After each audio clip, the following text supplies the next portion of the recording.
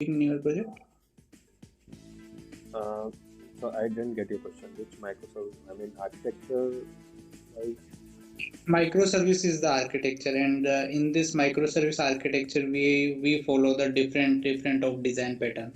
yes. So I mean, there are many components which are used, like service discovery. We are using for that we are using Eureka, and for API gateway we are using like Spring Cloud API gateway. Okay, And, so and for yeah, that, if I want to define the my microservice as a Eureka, so how you define that? you want to register your microservice on Eureka server. Is that your question? No, I don't want to register on Eureka server. Mhm. That particular microservice should work as a Eureka server. Okay. For that, I mean, you need to add the dependency in your form.xml, the Eureka server, uh, and then you need to enable the @enable Eureka server annotation in your main class. By enable Oh, your application will act as a Eureka server. okay. Okay. And if suppose in the like we use the application properties file like application YAML file in our project. Correct. So how we can get that properties in our code, that value of that particular properties in our code if I want to get that. Okay. So we can use @value annotation, and in the value annotation we can provide the name of the property, and it will automatically inject in your value object. Okay. Any other way by which we can take that? Uh, Actually, we used to do in this way only. Maybe there are some other way. I need to look at. I mean, I have to read about it. Okay.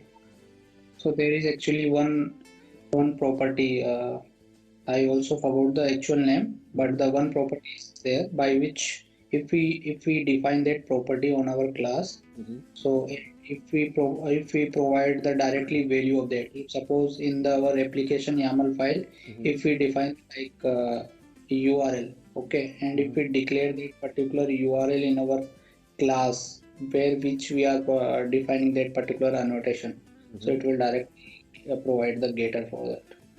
So actually there is one property. I also So forgot the actual name, but there is one concept. yeah, maybe there are. I mean, obviously, if you're telling there could be. But in our previous project, we used to like I said for the shopper jugmart, we used to do only Spring and XML configuration. So there we used to define in the XML like property and property name. Then we need not use to annotation, and Spring will directly inject the value whatever you are defining in the XML. But here in Yes. Spring Boot, we are using @value annotation. Maybe I will read about it. I will read like what are the all alternative ways to read the properties. Yes. Have you ever used the Lombok? Yes, actually we are not using Lombok, but I know to remove the boilerplate. I mean, for the practice in my personal workspace, I have used Lombok. So you need not to write down the getter and setter constructor. You just need the annotation @data all arc constructor, no arc constructor, and just define the fields, and that's it. Your Pojo class is complete. So in the Okay. runtime, it will inject the getter and setter. But I find Okay. one difficulty while getting like response. So it was my project was not able to convert the response into the JSON format. I was not able to get the JSON format response for my API when I was using Lombok. I removed the Lombok and all problem got resolved. I was able to get a response. So I fear like um I will look into this No, how to resolve it. if in our controller layer, if we use the REST controller, so Yes, then it will automatically convert the response in JSON format. agree. I did it. I mean, this way I read the API, but I don't know somewhere I was Okay. not able to. But I was trying just for my knowledge, so I'm not get into the details. I just removed the Lombok Mm-hmm. annotation, and then it was working fine. So I thought I confirmed with my senior, and my senior also told, okay, before using Lombok, you should, get into all pros and cons, then only use with the production because highly risky. So that's why. But it is very useful. I mean, the code, it will reduce your lines of code, definitely. Getter and setter are, So have you ever write the JUnit in your project? yes. In our project, we use that JUnit with Mockito. Sorry. If suppose we have the one class and over the class if we have the from the service layer if we are calling the repository layer, so how to mock that particular repository calling from the service? Sorry. For that we used to use Mockito. So we need to use the DAO where you have to use you have to mock the DAO class. So you will add the rate mock the service class, and then you will use when DAO dot that method is called, then return the object which you want to return as a dummy object. Okay. What is the difference between @inject mock and the @mock? Inject mock and mock. Okay, so these both are used. Inject mock is actually inject the dependency. Mock will mock the dependency. @mock will not inject the dependency. How to tell you? I've used both these annotation, but how to tell you the difference? Inject mock, if I say mock will mock the object and dependency will inject the dependency. They're not able to recall the difference. Okay, no problem.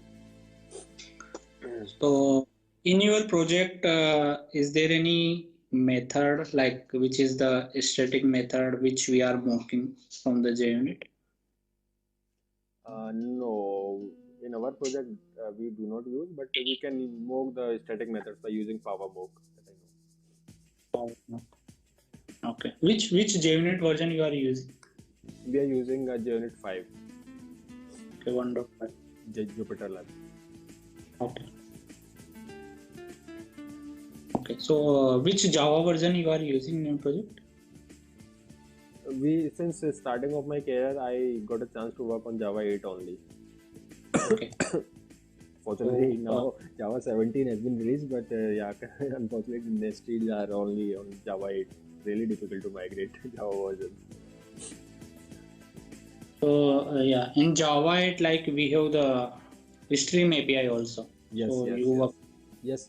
So let's take the one scenario. Like if suppose we have the list of employee class, and for each employee we have the name and the price over there. Two fields are there for employee. Okay. So I want to only get the list, the name for employee which start with the N, and the value like price will be greater than 500. So how to filter out that things? Okay. So please correct me if I'm right. You have an employee list, and you want to filter the employee on the basis of name. The employee with having start their name by N, and having price more than 500, any value. Yeah. Okay, so it's simple. You can use the intermediate method called filter. So I will tell you employee list dot stream dot filter, and in filter you will provide the condition. Suppose T, and that lambda function you can write T dot name start with you can provide the character and then the second condition and T dot price is greater than 500. So it will give you Boolean value, and it will filter all the employees which qualify this condition, and then you can collect this list of employees by using collect method. Yeah. And if I don't want to collect that, if only I want to summation of that all the values which satisfy that.